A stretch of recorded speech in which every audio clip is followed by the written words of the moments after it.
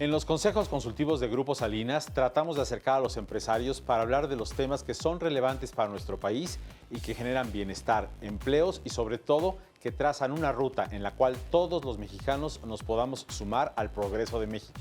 La comarca lagunera, conformada por las ciudades de Torreón, Gómez Palacio y Lerdo, se ha convertido en el hogar del nearshoring, gracias a su proximidad con Estados Unidos, su estabilidad económica y su infraestructura.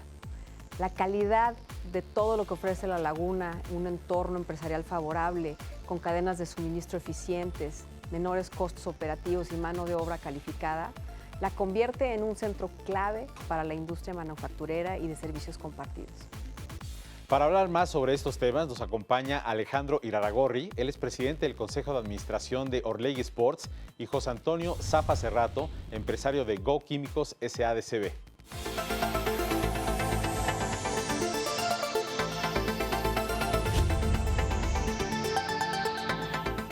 Bueno, vamos a hablar entonces de la comarca lagunera, ese gran lugar de nuestro país, esa zona privilegiada con gran capacidad de la gente, y me da muchísimo gusto, por supuesto, tener a nuestros invitados. Y Ninfa, como siempre, saludarte, qué bueno verte.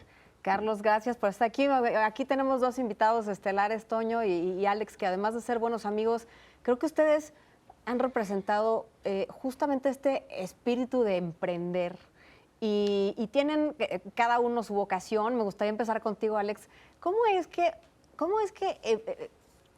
un equipo de fútbol que pareciera ser que es una cosa muy técnica se convierte en una empresa, se convierte en una marca, en algo que le da identidad a toda una zona? Siempre el fútbol surge por una dinámica social, por un movimiento social. En el caso de la comarca lagunera tiene un sabor muy especial porque increíblemente, aunque era una región pequeña, en los 70s tenía 2 equipos en primera división. Así de fuerte es la afición y la necesidad de identificarse con algo, porque como había poca historia, pero había mucha fuerza y muchos logros, se necesitaba identificar con algo. Entonces, ahora Santos, cuando la comarca lagunera está cumpliendo 115 años, en particular Torreón de su fundación, está cumpliendo 40 años. Quiere decir, 1/3 de la vida de la ciudad, o un poco más de 1/3 de la vida de la ciudad, lo ha vivido de la mano de Santos. Y Santos se vuelve un activo en realidad de la gente y de la comunidad, a través del cual generan todas sus emociones, sus frustraciones, sus inquietudes. Y no pudimos en aquel momento, a través del Estadio Corona y Territorio Santos Modelo, construir una casa para cada lagunero, pero sí pudimos construir una casa para todos los laguneros. ¿En qué año fue eso? Cuando lo construimos, iniciamos la obra, recuerdo muy bien, en 2008, en febrero del 2008, y lo inauguramos en noviembre del 2009. Es una obra de 23 hectáreas, un estadio con oficinas, con centro de alto rendimiento, con casa club de última generación, y en el cual mucha gente preguntaba cómo se logró, y te voy a decir por qué se logró. Se logró por la unidad de toda esa comunidad empresarial. No hubo una persona de los aficionados que no tuviera algo que ver. Es que hay una esencia, ¿no?, real, auténtica, respecto de lo que nos estás diciendo con el fútbol ahí dentro, que define, yo creo, justamente ese carácter. Y me imagino, Toño, tú también lo vives, ¿no?, con esta esencia de emprendimiento que hay en la gente, en la sociedad. ¿Cuál es parte de esa historia que ustedes han tenido en las varias industrias en las que participan? Yo creo que la Laguna vive un momento muy bueno. Creo que las características del nearshoring, que tenemos características muy especiales, como comentaban hace rato, pero también las características de estabilidad, de seguridad, creo que están ahí. Yo les platicaba a mis hijos que esta historia del nearshoring, que en este semestre de 2023 hoy leía en la mañana que van 44 nuevas inversiones al Estado, ¿no? Wow. Y parte importante de ellas a Torreón bajo este fenómeno mundial del nearshoring, ¿no? Sin duda el factor principal del nearshoring no es la sensibilidad al precio.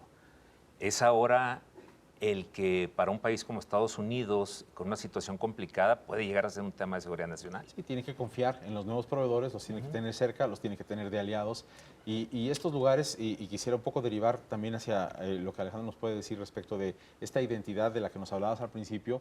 yo veo en el fútbol pues un espectáculo de gran alcance, de miras muy altas, que más allá de lo que ya ha sido, todavía le puede dar muchísimo más a esta región, en general al país, cada equipo y tal, pero lo que tú visualizas hacia el futuro con esta realidad que se estará construyendo para ustedes, ¿qué es lo que ves hacia el futuro? No, yo veo, como bien lo dice Toño, una región llena de oportunidades, ¿no? Al no ser, hablaba Toño de que no haya abolengo, porque al final, pues si haces la cuenta, tal vez el que más generaciones lleva ahí, pues son 3, entonces son muy cortas, ¿no? Pero al final eso también hace que sea gente que recibe al que llega con los brazos abiertos, que dicen que si bebes agua de la laguna te quedas siendo lagunero por siempre, que abre oportunidades y que es súper solidaria, ¿no? A él le va a dar pena contarlo, pero a mí no. Él tuvo una visión hace un par de años y le prometió a sus hijos en un viaje a Italia, de la ciudad de donde es Andrea Bocelli, que un día él iba a llevar a Andrea Bocelli, en particular, esa no se la perdono todavía, pero al campestre de Torreón en vez de llevarlo al Estadio Corona. Pero todavía lo hizo más difícil, porque estaba más complicado. Tú imagínate hacer un concierto de Andrea Bocelli en un campo de golf. O sea, entonces el montaje, el escenario, todo todavía se lo complicó más. Pero como eso fue la promesa que le hizo a sus hijos, y a mí eso me representa qué tan grande son los soñadores ahí, ¿no? Andrea Bocelli vino a México en esa ocasión y creo, fue este año de hecho, ¿no? Y creo que hizo 3 espectáculos, uno en Monterrey, una gran ciudad, en Guadalajara, otra gran ciudad. Bueno, creo que en México, no estoy seguro si vino a Ciudad de México, entonces hizo 4, y el otro fue Torreón. Wow. Entonces, cuando tú dices, a ver, la población de Torreón, pues no, hay otras que tal vez por número de población o por muchas otras razones pudieran haber sido. Y esto lo genera, me parece, 2 cosas. Una, un hombre visionario, emprendedor, como hay muchos en La Laguna, él siendo uno muy importante, pero también la solidaridad que encuentras. Porque el camino de Santos es muy similar. Nosotros somos un instrumento, pero esa solidaridad se ve empresas, en tu equipo, porque yo veo a Santos como un equipo que ha triunfado consistentemente. O sea, el fútbol es una cosa de altas y bajas. Esos valores, ¿cómo los has permeado en tu equipo? Porque será el agua que beben o cómo se llevó todo esto que están manifestando ambos a tus jugadores, porque yo creo que eso no se replica fácilmente en otros equipos y tú lo has hecho de manera grandiosa. Te digo por qué, Ninfa, porque si tú ves el uniforme de Santos, es el equipo en México que más años y con los mismos patrocinadores lleva. Ajá. Y tiene que ver con esta solidaridad, porque claro, hay un valor comercial, pero luego hay un valor de desarrollo y solidario, y eso es fundamental. Por eso se logra hacer un estadio como el que se pudo hacer en el tiempo que se pudo hacer. Por eso se puede tener un equipo que, claro, tiene sus altas y sus bajas, pero también representa a la región, porque la región tiene sus retos y tiene sus altas y sus bajas. Creo que es una tierra fértil, llena de oportunidades. Y que también el no ser capital, porque las 2 grandes ciudades, la de Durango y la de Coahuila, es decir, Torreón y Gómez con Lerdo, no son capitales. Sí. Entonces no tienen esa posibilidad de desarrollo digamos, de la gente de gobierno o de las grandes oficinas institucionales. Entonces te la tienes que buscar. Te la tienes que jugar, ¿no? Hay un ADN verdadero. Entonces el ADN auténtico. es de emprendedores. Sí, eso creo que es una realidad. Oigan, tenemos que hacer un corte. Estamos aquí en Participación Empresarial, el programa que da voz a los empresarios, y vamos a continuar con esta interesantísima conversación sobre La Laguna. No se vaya.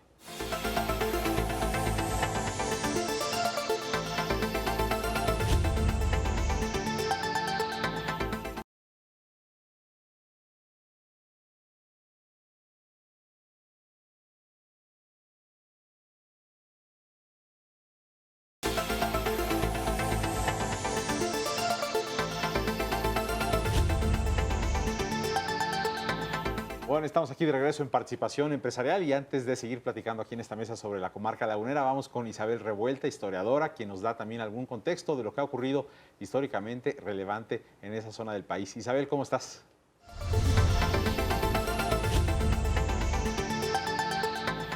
La comarca lagunera muy celosamente se hace llamar así, porque a pesar de que está hecha de 5 municipios del estado de Coahuila y 10 municipios del estado de Durango, si tú le preguntas incluso a una persona que nació en Torreón o a una persona que nació en el municipio de Mapimí o de alguno de estos 15 municipios, te dice primero que es lagunero.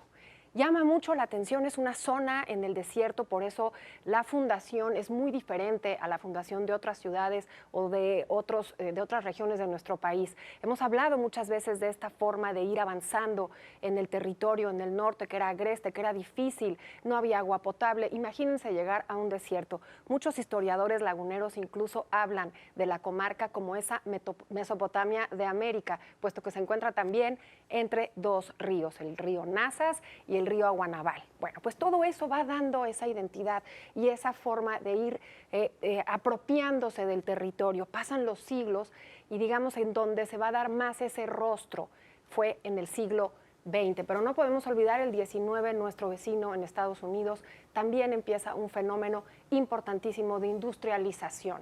Estamos hablando de un patrimonio cultural, pero que además es a través del emprendimiento, de la industria. Ahorita, en un momento más, voy a hablar con esta relación de Estados Unidos, pero es un paisaje cultural y es un paisaje industrial, esta comarca lagunera que nos da a todos los mexicanos cultura y arraigo. A mí me parece que lo que dice Isabel es interesantísimo, porque justamente está hablando de este fenómeno de colaboración. Y en ese sentido, me gustaría ir contigo, Toño, y que nos platiques. Alejandro estaba haciendo referencia a este evento de Andrea Bocelli y creo que no solamente es algo de estas cosas de creatividad, de innovación que suceden en la laguna, sino este fenómeno de colaboración. ¿Cómo se explica con ese evento y otros? O sea, porque en realidad nadie viene y se asienta y logra esa prosperidad sin colaboración. ¿Cómo se ha vivido para ti? No, sin duda hay un sentimiento en la laguna de solidaridad, también como comentaba Alejandro, y platicábamos del tema de Andrea Bocelli que se presentó ahora en febrero de este año. Y puede ser un ejercicio que te da ciertas connotaciones al respecto de lo que es la laguna, ¿no? Y una de ellas es esa.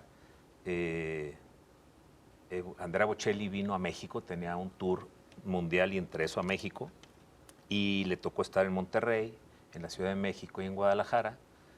Y la verdad es que hay una historia ahí detrás personal donde yo les había dicho, me había tocado la fortuna de verlo en Italia, en un tour por allá, y estando ahí en la catarsis de escucharlo, ¿no? En su pueblo, yo les dije a mis hijos que algún día iban a ver a Andrea Bocelli en Torreón, y no solamente en Torreón, sino en el campestre de Torreón, donde me tocó presidir ahí por el tema del golf, ¿no?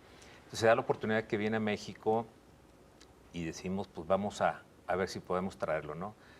Y yo platico una anécdota al respecto de la solidaridad, que cuando ya me presentan el contrato, cuando ya hay que meter la firma, ¿no? Pues tengo 2 opciones, firmar con la izquierda, ¿no? Ahora sí. Pero la otra es echar varios telefonazos, ¿no? Y eso pasa mucho en Torreón. Y los telefonazos, uno a Nesimisa, que también participa con Santos de Simsa y algunos otros amigos, está esta situación.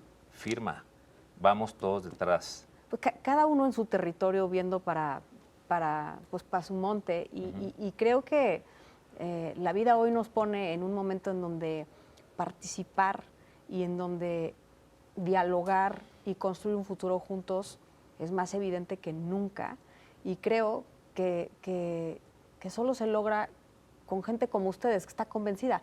Tú, Alex, por ejemplo, que como bien decías, pues eres de aquí de la Ciudad de México, acabaste con un proyecto que vive en la comarca.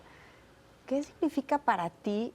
¿Ya te volviste parte de ellos? ¿Sigues siendo de acá? ¿Cómo se manifiesta eso para ti en tu DNA y en todas las cosas que haces en tus empresas? Porque creo que lo que has podido hacer es replicar un esquema que, te lo decía hace rato, me intriga mucho esta parte de cómo replicas cosas que a veces no sabemos cuál es la fórmula, pareciera que es alquimia. Claro, yo te voy a decir, yo creo que cuando una tierra te recibe en la manera en que la laguna te recibe, inevitablemente, pases el tiempo que pases ahí, te vuelves parte de ellos, ¿no? Yo había tenido una experiencia previa en mi negocio anterior, en la parte de fertilizantes y metales, de trabajar muy cerca de Peñoles en los 90 y de tener la distribución del sulfato de amonio que produce Peñoles como un subproducto de su producción de zinc. Y en aquella época también fue así, ¿no? La recepción era maravillosa y sobre todo a la gente que llega con ganas de sumar y de crecer y de apostar por la región. Y creo que tiene que ver con estas características que hemos estado hablando de la región. Al final, para nosotros la verdad es que ha sido más fácil de lo que parece, porque el equipo es un reflejo, tú no puedes inventar las cosas, ¿no? El equipo al final refleja lo que la sociedad vive. Sí, pues hay necesidad de hacerlo y lo están también haciendo. Vamos a ir del otro lado del estudio con Isabel, que tiene algún otro dato histórico para darnos contexto también en la mesa. Isabel.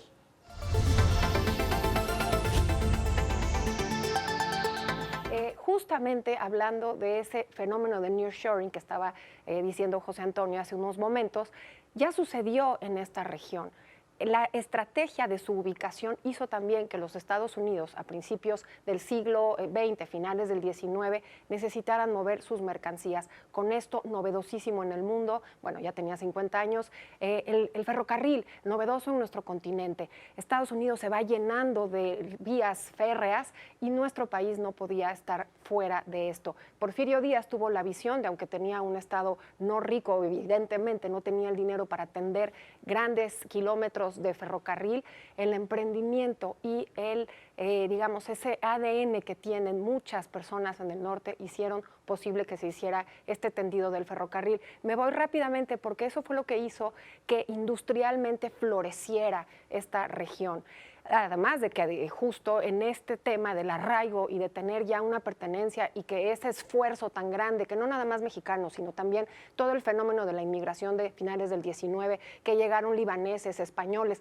No nos detenemos a pensar que la primera migración de españoles es esa que se venían a hacer las Américas. No nos sorprendan las palmeras en Galicia o las palmeras en la nieve, incluso hay una novela. Ya regresaban a hacerse esas Américas y buscaban esa manera de buscar el beneficio, pero los que se quedan en este país, libaneses, españoles, chinos también, que se quedan más bien hacia el lado de Mexicali, pero en la comarca lagunera van a defender eso que en la Revolución Mexicana buscaban también en el norte: democracia, certidumbre. Se van a unir y en este caso el emblema de esta unión revolucionaria será Venustiano Carranza. Venustiano Carranza buscaba la legalidad. Nuestra Constitución actualmente proviene justamente de ahí, de Cuatro Ciénegas, de Coahuila, pero es justamente estos hombres que estaban ya arraigados y que se daban cuenta lo difícil que había sido hacer patria ahí, ya había sido difícil hacer empresas y demás. Bueno, interesantísimo, por supuesto. Yo quisiera preguntarles algo con esta ola que viene de inversión, que ya nos decía Toño, y este nearshoring fenómeno que se aproxima. Quiero saber si ustedes detectan si los empresarios jóvenes, los nuevos empresarios, están listos para lo que viene, si estamos en el país y particularmente en esa región ya con los genes suficientes para hacer empresa. Y lo pregunto porque muchas veces se habla de inversiones que van llegando del extranjero, cosa que me parece maravillosa, pero también creo que es importante que surjan nuevas empresas y que se fortalezcan en el futuro, sobre todo ahora que sabemos que esto está en puerta. ¿Cómo lo ves? Yo lo veo sucediendo. Hablaba Ninfa de la educación. Y antes de aquella época lamentable de violencia en el país, la comarca lagunera se había preparado para ser una de las principales ciudades para recibir estudiantes, no nada más de la comarca, sino de otros lugares de México que estaban acostumbrados tal vez a venir a la Ciudad de México o ir a Monterrey a estudiar o a Guadalajara, ¿no? En el crecimiento de esas ciudades, la comarca se preparó mucho en esta parte de educación y como bien dice Toño, tiene esa capacidad de adaptación. O sea, tú imagínate que en los 40s, 50s era uno de los principales lugares de producción de algodón del país. Y tú dices, ¿cómo? Era un desierto. Y cuando empezaron a producir algodón, de repente dijeron, vamos a confeccionar. Y entonces empezaron a confeccionar. Y en esa época, con el ferrocarril de Estados Unidos, ¿qué confeccionabas? Uniformes para los militares en Estados Unidos. Y se acabó la guerra y migraron a la mezclilla, que se puso de moda ya no tanto como ropa de trabajo, sino como ropa común. Y luego ya la mezclilla no alcanzaba, pero había muchísimo campo sembrado de alimento y a alguien se le ocurrió llevar una vaca. Y de repente vieron que las vacas producen más leche en la comarca lagunera por la altura, porque Dios quiso, no sé científicamente por qué, pero producen más leche y porque es seco, por no sé las razones, y de pronto hay más de 800,000 vacas. Sí. Entonces, esa es la gran capacidad de adaptación. Oye, estás diciendo una cosa que me parece fantástica, Alex, y tiene que ver con que parece ser que en la laguna la gente no está dividida, no hay dos tipos de personas, unos que se definen de un sesgo político y otros, sino gente que reconoce el trabajo, gente que sabe tomar responsabilidad. Ahorita decía de Venustiano Carranza, ¿no? Esta gente que se permite trabajar para brindar certezas, para brindar oportunidad. Y yo creo que eso a veces tenemos una confusión sobre quiénes son los que gozan de esos privilegios. Y me parece que es la gente que trabaja. Y creo que ustedes están viviendo eso de una forma muy tangible. Y realmente ese es el México que se forjó durante los últimos 100 años y que debiéramos de poder pues reflejar en otros estados, no nada más en la zona de la laguna. ¿Qué piensas de eso, Toño? Yo creo que ese es el sentimiento general de la laguna y obedece eso que traemos desde atrás de la historia. Pero sí, sin duda, volviendo a las características muy particulares, coincido, ¿no? Somos hasta cierto punto pragmáticos, ¿no? Como que no hay que dedicar el tiempo a realmente construir y salir adelante y no estar perdiendo el tiempo a lo mejor en cuestiones pues no importantes, ¿no? Que creo que tal vez pudiera diferenciarnos de algunas otras partes. ¿Dónde ven los retos más desafiantes para ustedes hacia el futuro? Hay mucho que está ocurriendo en el mundo en materia de tecnología, hay mucho que se habla en México en materia de escasez de talento, de gente suficiente para las empresas que se están creando. ¿Dónde ven ustedes sus principales retos? Yo creo que hay una línea entre la migración que ha habido de la comarca lagunera a distintos puntos del país. Por ejemplo, en Quintana Roo hay una población muy grande de la comarca lagunera. En Chihuahua, en la parte de Juárez, cuando tal vez en aquel momento la laguna no pasaba por un gran momento y Juárez en la maquila había crecido mucho y hubo una gran migración hacia allá. Y obviamente en Estados Unidos, ¿no? En distintos estados, tanto en Illinois como en California y en Texas hay una migración importante en la laguna y se perdió, creo que se pierde gente que era muy relevante, pero también es cierto que el entorno social y económico reciente y la estabilidad de gobierno con y a pesar de las diferencias partidistas que puedan haber, ha generado que más gente se quede, que más gente llegue, y con esta llegada de empresas pienso que hay oportunidades brutales, ¿no? Nosotros, somos muy sensibles a ese tema, ¿no? En todos los sentidos, y particularmente ahora que el estadio cumple 15 años en 2024 de haberse fundado, y muchos de los patrocinios de estos fundadores vencen con estos 15 años. Y acabamos de lanzar hace unas 2 o 3 semanas el proyecto de lo que llamamos Territorio Santos Modelo 2.0. Y lo que vemos es no nada más estas empresas queriendo a través del estadio demostrar la grandeza de la laguna, sino que otras empresas nuevas también sumándose a un proyecto que tiene que ver con inversión tecnológica, con mejoras para la experiencia del aficionado, con muchos temas. Y la gente pensaría que es importante un estadio. Alguna vez en otra área de nuestro negocio estamos involucrados en desarrollo inmobiliario y en una conferencia inmobiliaria en Brasil. Me acuerdo haber oído a un cuate importante en el mundo inmobiliario decir que para él comprender el entorno de una ciudad, él visita los centros comerciales y los estadios. Porque si eso está en un alto nivel, quiere decir que la gente está exigiendo y demandando vivir en su entorno social en un alto nivel, ¿no? Vamos por última vez con Isabel del otro lado del estudio y regresamos para las conclusiones. Isabel.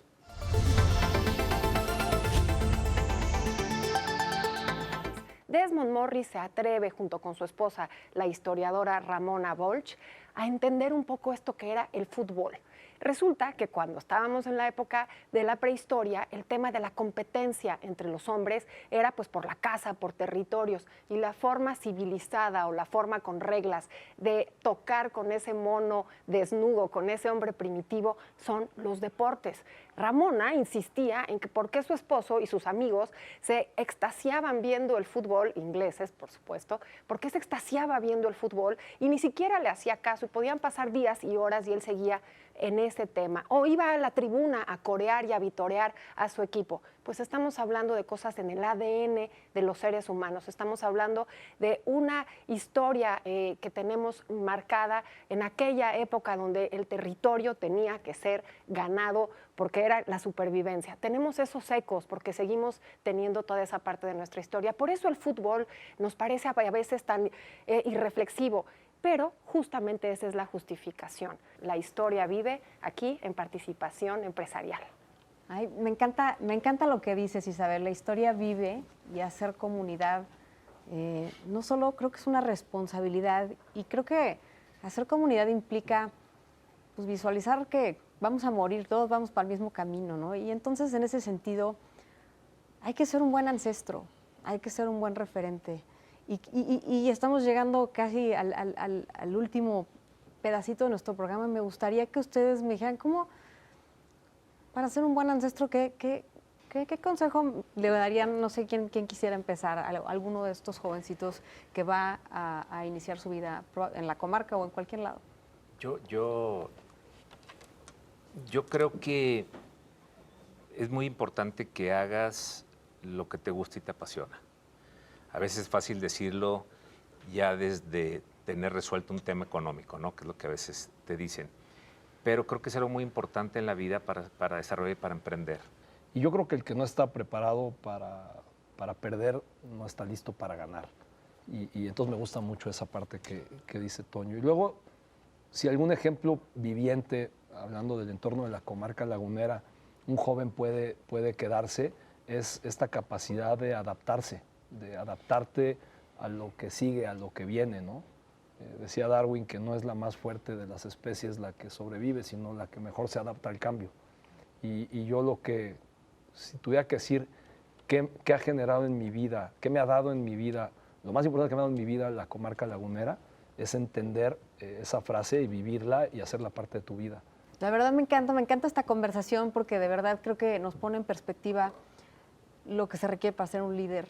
Y nos pone también esta referencia de cómo sí se hacen bien las cosas. Y creo que todo el tiempo los seres humanos necesitamos referencias. Y de verdad que les agradezco porque tener referentes me parece que es bien importante para la juventud, me parece que es bien importante para todos los que buscamos esperanza. Y eso es lo que te digo, o sea, la palabra empuja, pero el ejemplo arrastra. Y ellos dos son este Totalmente. ejemplo que nos inspira. Para sin todos duda. nosotros, para toda la gente. Gracias, de verdad. Gracias a por venir. ustedes, Carlos Contrario, Ninfa. muchas gracias. Muchísimas gracias. Y yo solo decirles que en mí tienen una aliada siempre y que yo creo justo en estos valores que representan. Así que ojalá y me consideren siempre parte de este proyecto de crecimiento. Igualmente. Gracias, querido Muchísimas Carlos. Gracias a todos. Y bueno, vamos a despedirnos. Gracias a Isabel, por supuesto. Gracias a nuestros invitados, a Alejandro, a Toño. Gracias a mi querida Ninfa, con quien es un gran gusto co-conducir. Y gracias a usted por seguirnos aquí en Participación Empresarial, el programa que da voz a los empresarios de México. Nos vemos en la próxima. Hasta entonces.